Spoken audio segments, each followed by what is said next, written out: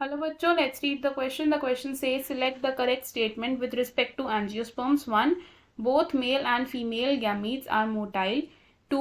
Male gamete is motile and female gamete is non-motile. 3. Male gamete is non-motile and female gamete is motile.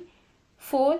Both male and female gametes are non-motile. तो question में हमें बोला है कि angiosperms के respect में कौन सी statement correct है फ्रॉम द गिवन ऑप्शन. सबसे पहले हम इस क्वेश्चन में की कॉन्सेप्ट को समझेंगे. की कॉन्सेप्ट, इस क्वेश्चन में हमारा की कॉन्सेप्ट यूज हो रहा है एंजियोस्पर्म्स.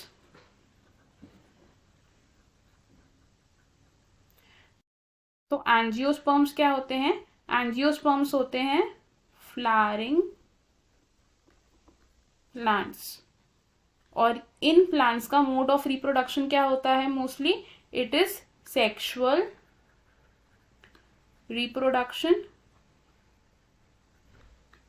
अब सेक्सुअल रिप्रोडक्शन में क्या होता है? फ्यूजन होती है गैमीट्स की. इसमें होती है फ्यूजन ऑफ गैमीट्स.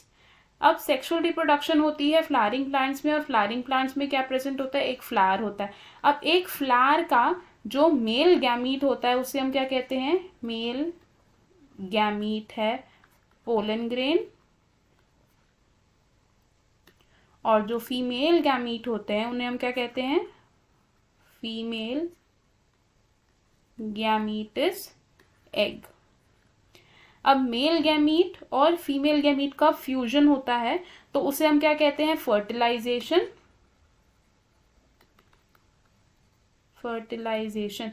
अब फर्टिलाइजेशन की प्रोसेस फ्लावरिंग प्लांट्स में कैसे अचीव होती है? Bye pollination. तो पॉलिनेशन क्या होता है? पॉलिनेशन का मतलब होता है transfer of pollen grains from anther to stigma. तो पोलन ग्रेन्स ट्रांसफर होते हैं from the male part to the female part. अब ये जो पॉलिनेशन होती है, ये पॉलिनेशन को फैसिलिटेट करते हैं कुछ फैक्टर्स, या फिर हम क्या कह सकते हैं? एजेंट्स. और ये एजेंट्स क्या करते हैं? मेल गैमीट को डिस्पर्स करने में हेल्प करते हैं to the female gamete. Disperse male gamete.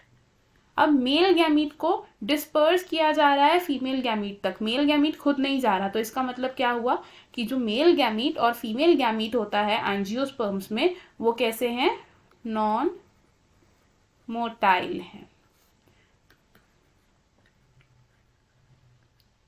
तो हमें हमारे क्वेश्चन का आंसर मिल गया. हमसे क्वेश्चन में क्या पूछा था कि एंजियोस्पर्म्स के रिस्पेक्ट में कौन सी स्टेटमेंट करेक्ट है. तो हमारा आंसर क्या होगा? Option D, both male and female gametes are non motile. यानी कि दोनों ही गैमीट्स नॉन मोटाइल हैं, वो खुद मूव नहीं कर सकते हैं. हम लिखेंगे option 4 is correct.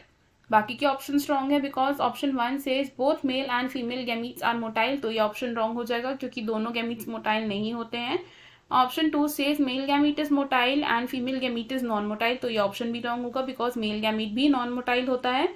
Option 3 says male gamete is non motile and female gamete is motile. तो ये ऑप्शन भी रॉन्ग है because female gamete non motile होता है. हमारा करेक्ट और फाइनल आंसर है इस क्वेश्चन में option 4. I hope you understood it well. All the best. Thank you.